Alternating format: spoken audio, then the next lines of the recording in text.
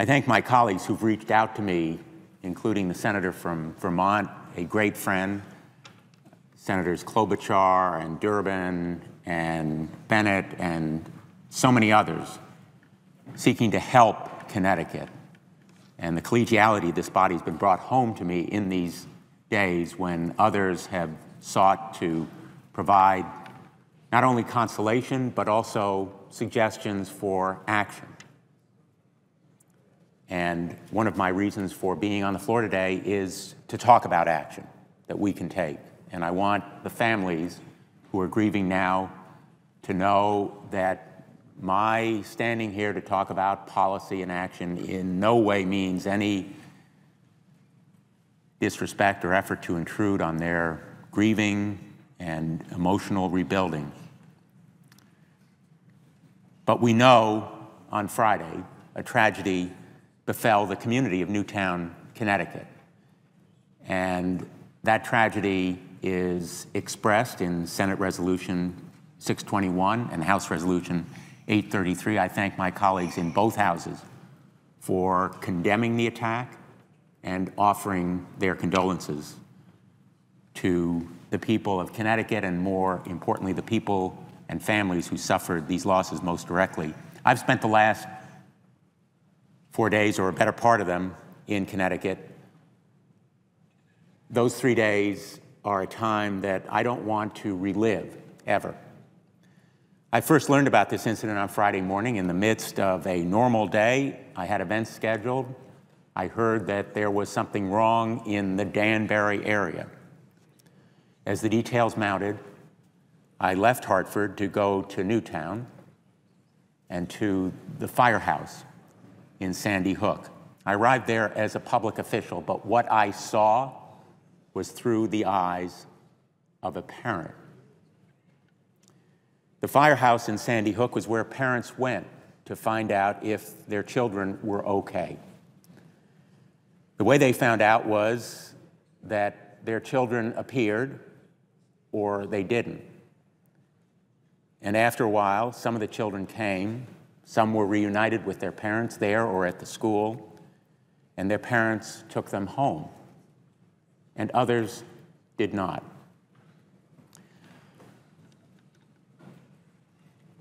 I will live forever with the sights and sounds of those parents as they emerged from the firehouse.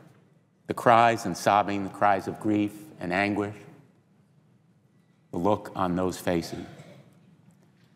The murderer blasted his way into the elementary school in Sandy Hook armed with a Bushmaster AR-15, an assault rifle, a 10mm Glock pistol, and a 9mm Sig Sauer, and with multiple magazines filled with 10, 15, 30 rounds, hundreds of rounds, that he used in an execution-style massacre. Wayne Carver, who is the state medical examiner for Connecticut, has been in that job for more than 30 years. He has seen it all. But he has said he's seen nothing like this ever. 20 small bodies ripped apart, executed en masse. So there's no question that evil came to Newtown, as Governor Malloy said that day. Evil came in its starkest, most inhumane terms. But heroism also came to Newtown. The SWAT teams who went into that building actually saved lives. They saved hundreds of lives of students and staff in the school because the murderer took his own life when he knew they were entering.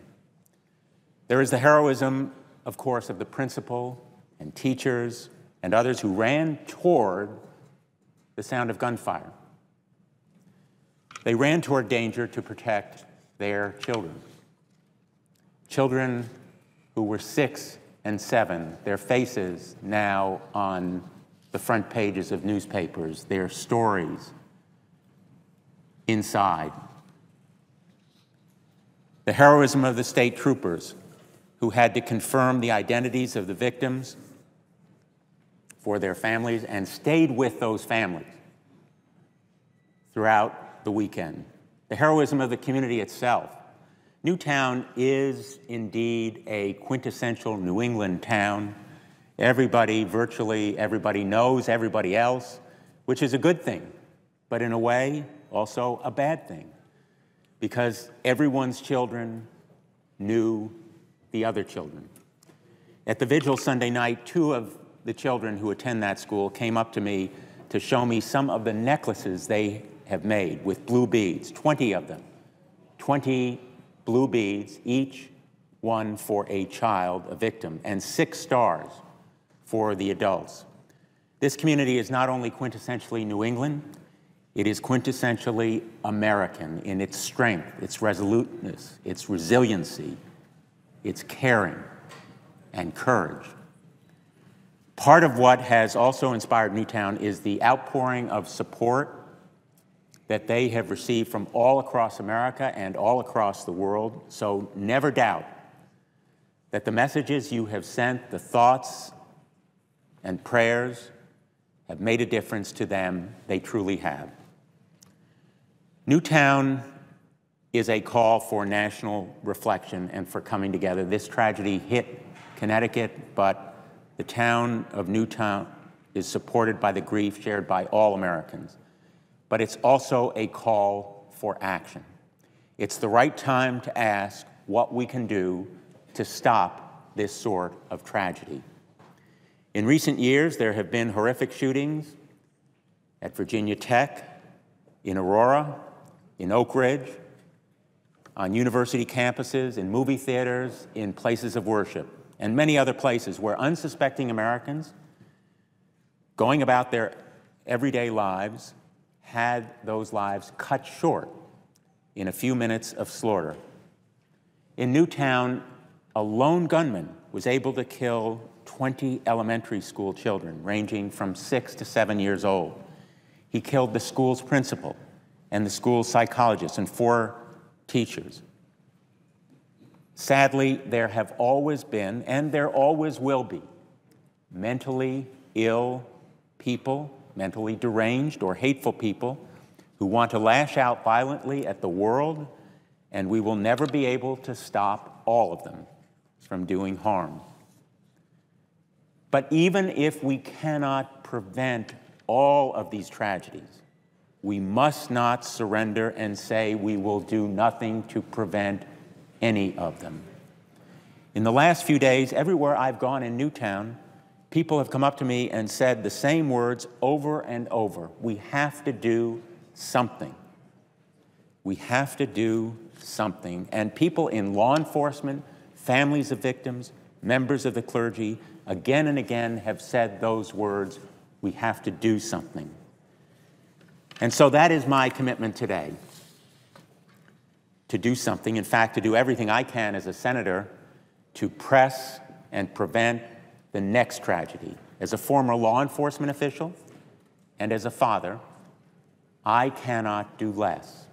There's no single law, no simple solution that will be a cure-all, but there are sound, sensible steps that we can take involving, some of them, new laws, some involving better enforcement of existing laws. Our local and state police, for example, and federal agencies need more resources and support. We need to do something to effectively ban assault weapons. I'm talking about weapons that are not designed for self-defense or hunting, but rather for killing and maiming human beings, often as many as possible, as fast as possible. Weapons that are civilian versions of military weapons. There's no reason that any such weapon should be for sale today in America. We need to do something to ban high-capacity magazines, also involved in this mass murder. What real hunter uses or needs 30-round clips? What self-defense situation is served by them? We need to do something to prevent mentally ill people and criminals from having firearms. I don't know whether better laws could have prevented the shooter in Newtown from getting his hands on the weapons he used, But we must look at what we can do to identify such people with serious mental problems before it's too late and provide intervention and treatment and take those weapons out of their hands. To date, the National Instant Criminal Background Check System has prevented nearly 1.8 million attempted purchases of firearms by mentally ill people or criminals. Clearly, that alone was not enough to prevent a number of tragic shootings. But I think we can all agree that it's good those sales were not completed. And right now, only 60% of gun sales involve a background check. We should ensure that all firearm sales involve a background check, including guns that are not sold by licensed dealers, and that those checks, wherever they're done, are thorough and comprehensive. Nothing here means that we should trample on the Second Amendment. The Supreme Court has spoken clearly in the Heller case that law-abiding Americans have constitutional rights to own firearms, whether for self-protection, hunting, competitive shooting, or any other proper purpose. That is now the law. But the Supreme Court has also made clear that the government can appropriately impose sensible regulation, just as it can in many other areas of constitutional rights, on how firearms are used and purchased. And everyone would agree that criminals and deranged people should not be able to get their hands on firearms. On all of these issues, we have to look for sensible common ground rooted in common sense. And I believe there's room for people of goodwill to work together to find it. Even as I say that, I am mindful that issues involving the Second Amendment rights and violence have in the past fueled deep passions. Suspicions and passions have run deep and wide on both sides of this debate, including in this chamber, and there's a lot of distrust to overcome. I am here today to keep faith with the people of Newtown who have grabbed my arm and said, we have to do something, and that is my commitment. I will work with the President and my colleagues in the Senate, regardless of party or geography. I will work with any organization that's willing to engage in a thoughtful, constructive discussion about what steps to take to avoid tragedies like the Newtown shootings in the future.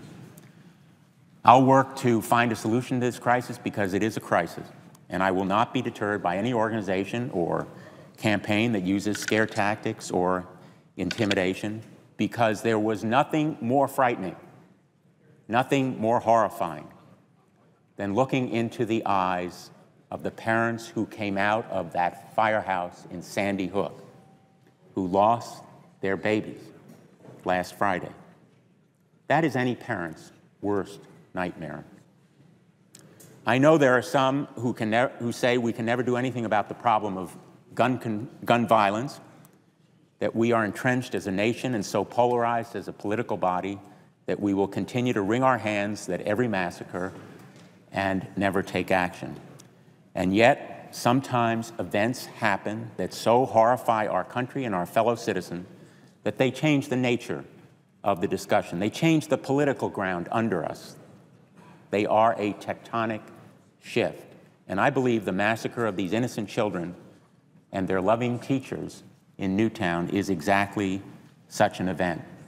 Yesterday, some of my Senate colleagues had the courage to join this call for action and say publicly that we cannot go on as before.